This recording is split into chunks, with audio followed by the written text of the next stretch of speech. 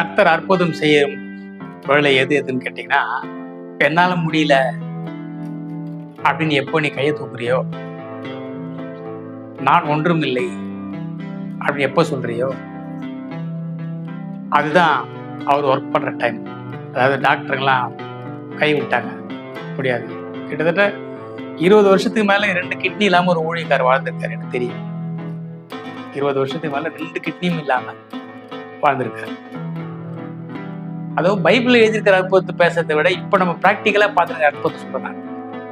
இல்ல, எனக்கு தெரிஞ்ச ஒருத்தர் ஒரு வீடு பார்க்க போறாரு. அந்த வீடு வந்துட்டு வாடகைக்கு சொல்றாங்க. அவர் போய் கேட்க போறாரு. கடைசியில் பார்த்தா வாடகை விட்டாச்சு அப்படின்றாங்க. அப்புறம் ஒரு மன வருத்தத்தோடு வரும்போது, இல்லை அந்த வீடு நமக்கு தான் கர்த்தர் கொடுப்பாரு அப்படின்னு சொல்லிட்டு அவர் வராரு. கரெக்டா 6 மாசம் கழிச்சு மறுபடியும் அவங்களே கூப்பிடுறாங்க. கூப்பிட்டு வீடு வாடகை எடுத்துக்கின்றாங்க. ஆனா இப்ப வாடகை இல்லை, லீஸுக்குன்றாங்க. வாடகை எடுத்தா ஒரு 50,000 1 லட்சமோ அட்வான்ஸ் கொடுக்க வேண்டியிருக்கு. லீஸுக்குன்னா 6 லட்சம் கேட்குறாங்க. காசு கையில் இல்லை.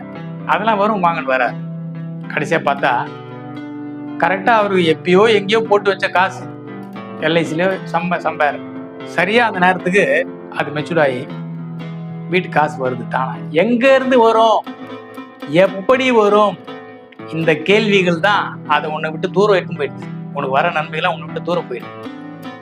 வரும், வர வேண்டிய நேரத்துக்கு அது தானா வரும்.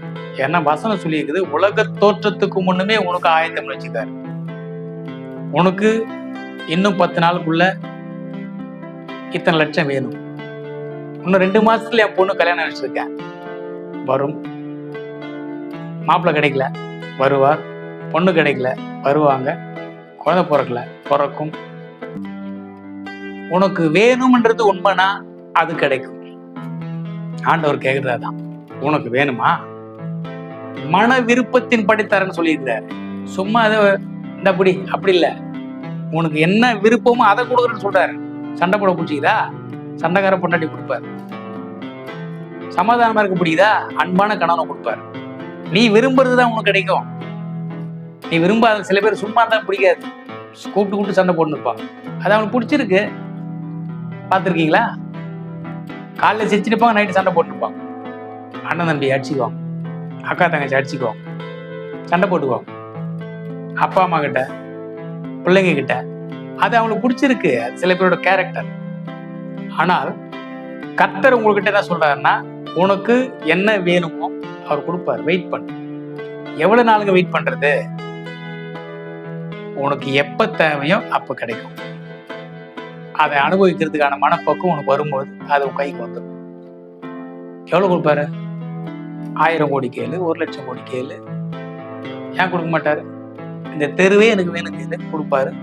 இந்த நாட்டை எனக்கு கொடுங்க கேளு, கொடுப்பாரு. நான் சிஎம் ஆகணும், கொடுப்பாரு. நான் பிரைம் மினிஸ்டர் ஆகணும், கொடுப்பாரு. ஆனா நீ அதுக்கு தகுதியா இருக்கிறியா? சும்மா போன போகல கேட்டு போறது இல்லை. உனக்கு வேண்டும் என்பது உண்மையிலேயே உண்மையாயிருந்தால், எப்படி ஒரு கருவில் சுமக்கும் ஒரு தாய் தன் குழந்தையை பெற்றெடுக்க வேண்டும், அந்த குழந்தையை பார்க்க வேண்டும் என்று ஆசையா இருப்பாங்களோ, அப்படி நீ காத்திருக்கணும் உன்னுடைய விஷயத்துக்கு, உனக்கு தேவைன்ற விஷயத்துக்கு. அம்மாங்களுக்கு தான் தெரியும் அதை பத்தி. எப்போ என் குழந்தை பிறக்கும், குழந்தையோட முகத்தை எப்போ பார்ப்பேன், ஆணோ பெண்ணோ காத்திருப்பாங்க. அப்பாங்க தான் பொண்ணா பையனா அப்படின்னு சில அப்பாங்க சொல்லுவாங்க. இப்ப அதெல்லாம் இல்லை, மாறிடுச்சு. எனவே உனக்கு வேண்டும் என்பதை கர்த்தரிடத்துல கேட்டுட்டு நீ காத்துரு. ஓப்பனா சொல்றேன், கர்த்தர் அற்புதம் செய்யும் நேரம் எதுன்னு கேட்டீங்கன்னா, எல்லாம் க்ளோஸ் ஆயிடுச்சு, நோ வே அப்படின்னும் போது மட்டும்தான் ஆண்டோட அற்புதத்தை நீ தைரியமா காத்துட்டு இருக்கலாம்.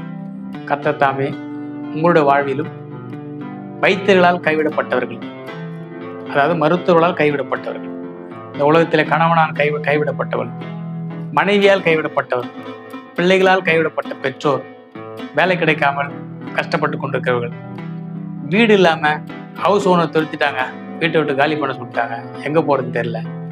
கர்த்தர் உனக்காக வீட்டை கட்டி வச்சிருக்கிறாரா? கர்த்தர் உனக்காக பிள்ளை சுதந்திரத்தை கொடுத்துட்டு இருக்கிறார். கர்த்தர் உனக்கு தேவையான சகல நன்மையும் ஆயத்தமா வச்சிருக்கின்றார். நீ போயிட்டு அனுபவிச்சு வேண்டியதுதான். அமைதியாயிரு, சந்தோஷமாயிரு, நிம்மதியாயிரு. மாபெரும் அற்புதத்தை கர்த்தர் வாழ்க்கையில் செய்கிறாரு. கர்த்தர் தமிழ் ஆசிரியராக. ஆமென்.